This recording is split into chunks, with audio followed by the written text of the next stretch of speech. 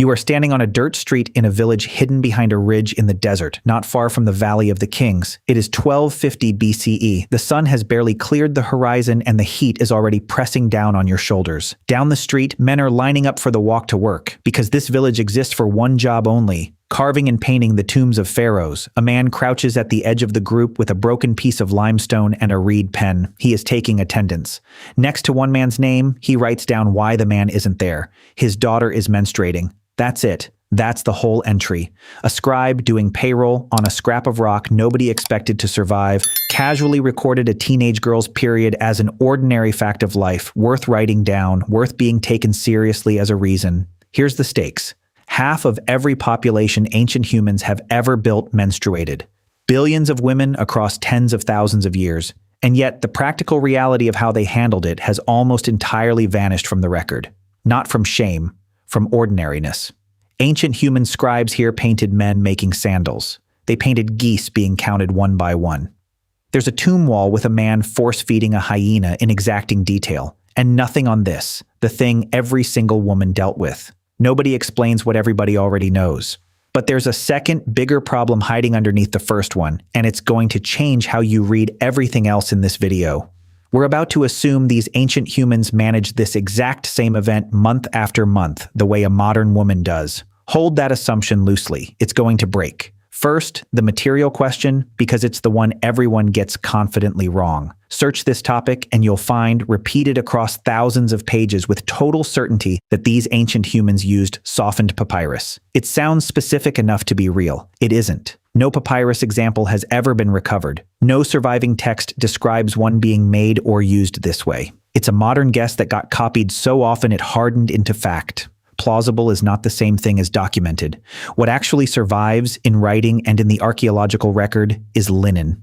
This corner of the ancient human world ran on flax the way an oil economy runs on crude. Linen was clothing, bedding, a form of payment, and the wrapping for the dead, hundreds of square meters per mummy. It came in grades, sheer royal cloth down to coarse rag at the end of a garment's working life. Their medical texts confirm folded, rolled linen was packed into the body as treatment, soaked in honey or oil for various conditions. That's documented technology. Fold it, place it, replace it. Just documented in a treatment context, not explicitly a menstrual one. We don't have the exact sentence we'd want. We have the material, the method, and the surrounding practice, and we're reconstructing the missing step from there. At the village of Deir el-Medina, laundry wasn't even a private chore. The state employed washermen as part of worker support. There's a surviving complaint about laundry quality, filed over 3,000 years ago, which means filing a grievance about a bad wash job is, apparently, a timeless human activity. Whatever else was uncertain, the logistics clearly weren't the hard part. And these particular ancient humans weren't solving this in isolation either. Neighboring cultures were reaching for their own local materials around the same centuries: wool here, plant fiber there. This is simply the corner of the ancient world where the paper trail happens to survive in unusual depth. The hard part was medicine, because these ancient humans didn't just manage the body, they helped invent the study of it. In 1889, an archaeologist working the site of Lahun found a badly damaged papyrus dating to roughly 1825 BCE, older than the Trojan War, older than Tutankhamun by 5 centuries. It's called the Kahun Gynecological Papyrus, the oldest known medical text about women's health anywhere on Earth. Case after numbered case, complaint, diagnosis, treatment. Some of the theory hasn't aged well. These physicians believed the uterus could physically travel through the body and cause symptoms elsewhere, an idea Greece later exported into the wandering womb, which then dominated Western medicine for the next 2,000 years. Credit where it's due, this corner of the ancient world started that one first, but the treatments themselves were often genuinely reasonable. Honey, which is measurably antibacterial. Acacia gum, which ferments into something that's measurably spermicidal. That's not blind ritual. That's centuries of trial, error, and record-keeping, run by people with no concept of a hormone, no microscope, and apparently no shortage of patience for cataloging what worked. And that connects to something worth pausing on. A working pregnancy test only makes sense if women were already tracking whether a period arrived on schedule. A text preserved in the Berlin Papyrus gives instructions.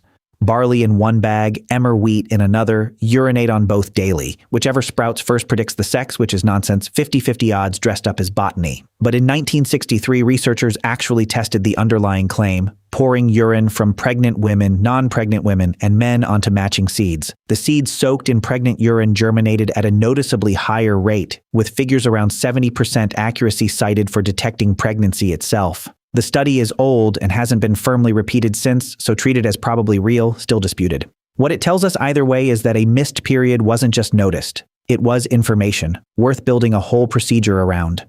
Now back to the scribe on the ridge, because his sentence is stranger than it first looks. A well-known version of this kind of record dates to the reign of Rameses II and sits today in the British Museum. It lists workmen and their reasons for missing a shift, and more than once, the stated reason is that a woman in the household was menstruating. Nobody knows exactly why that counted as grounds to stay home. One reading is practical, someone had to cover her share of the household work. Another is procedural, the household was temporarily in a different ritual state that required particular handling. A third, more contested reading points to mentions elsewhere at the same village of something scholars have translated as a place of women, possibly a separate structure used during menstruation, though other Egyptologists think that reading pushes thin evidence too far. We genuinely don't know which explanation is correct, possibly some mix of all three. What every version agrees on is that a woman's cycle was a fact the state's own labor bureaucracy simply worked around, without penalty, on one of the most demanding deadline-driven construction projects in the ancient world. Royal tombs on a schedule, and somewhere in the paperwork, room made for biology anyway. There's a linguistic clue here too, and it deserves care rather than a tidy conclusion. Their word for the ritual purifying salt used to clean temples and prepare the dead was hesmen. Their word for a menstruating woman was hesmenet. Same root. That doesn't prove these ancient humans considered menstruation sacred, and Egyptologists actively argue about how much weight the connection can bear, but even as a possibility it's revealing. The concept sat somewhere near cleansing, not near contamination. Compare that to societies that filed the identical biology under pollution instead, and you get isolation and exclusion for anatomy that hasn't changed at all. The category assigned to the body, not the body itself, decided how the experience was lived. One more piece of evidence, and I'll keep it short because it's easy to overreach here. Among this civilization's most common protective amulets is the tayet, sometimes called the knot of Isis, frequently carved from red material, jasper, glass, carnelian. Spell 156 in the Book of the Dead instructs that a red jasper tayet be placed at the throat of the dead, invoking the protective blood of Isis. Scholars debate whether that blood is meant to be read as specifically menstrual. We can't say that it was, but the pairing itself is worth sitting with. Female blood shows up here not as a threat to be managed, but as something worn to keep the dead safe forever. Here's where the earlier promise comes due. We've spent this whole video reconstructing what these ancient humans used. We've never once asked how often it was actually needed. A modern woman in a country with reliable nutrition and 1 or 2 children will menstruate somewhere around 350 to 450 times across her life. That number feels like biology. It's mostly modern circumstance. Menarche in a pre-industrial diet arrived later, tied to nutrition and body fat that seasonal food stress didn't reliably provide. Marriage for many of these women came in the mid-teens. Pregnancy followed pregnancy in a society with brutal infant mortality, where large families were both wanted and necessary. And between each pregnancy came years of nursing. One surviving wisdom text instructs a young man to remember his mother nursed him for 3 years, and extended nursing suppresses ovulation. That's documented physiology, not custom for its own sake. Stack a later start, early marriage, repeated pregnancy, years of nursing between each one, and the arithmetic lands somewhere around a few dozen periods across an entire adult life. Estimates vary, nobody will hand you an exact figure, but every serious attempt lands far below the modern baseline. And suddenly, the medical texts make more sense. Why so many remedies to bring a stalled period back? Why so much attention to infertility? Why so little attention to simply managing ongoing flow? We read that silence as a gap in the record. It might actually be the record telling us exactly what mattered.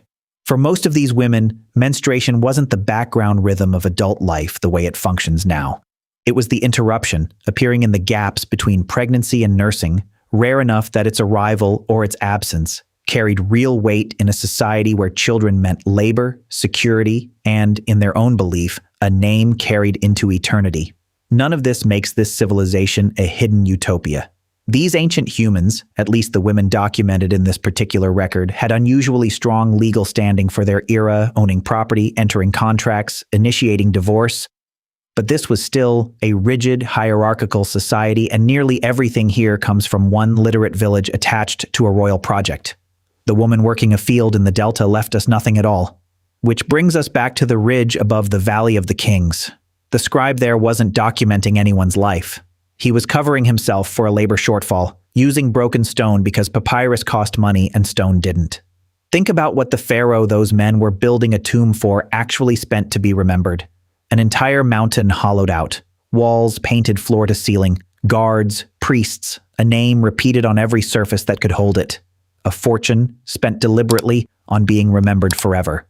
History kept that bargain. Nobody made the same bargain for the daughter in that entry. No monument, no painted wall, no name carved anywhere that survives.